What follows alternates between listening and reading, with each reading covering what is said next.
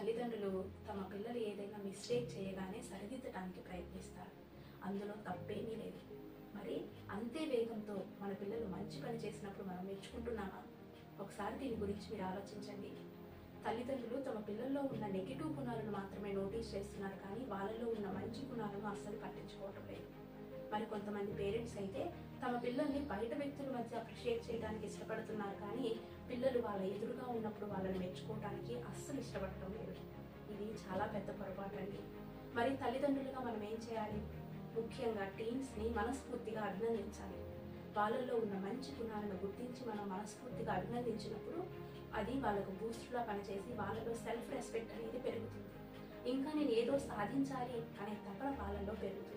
So ఈ రోజే మీ పిల్లల్లో ఉన్న మంచి గుణాన్ని గుర్తించి అప్రిషియేట్ చేయండి. మార్పు ఎలా ఉంటుందో మీరే గమనిస్తారు.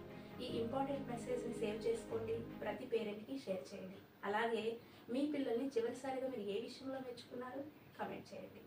వీడియో నచ్చితే లైక్ చేయండి, షేర్ చేయండి, అలాగే ఛానల్ని సబ్స్క్రైబ్ చేసుకోండి. Thank you for watching.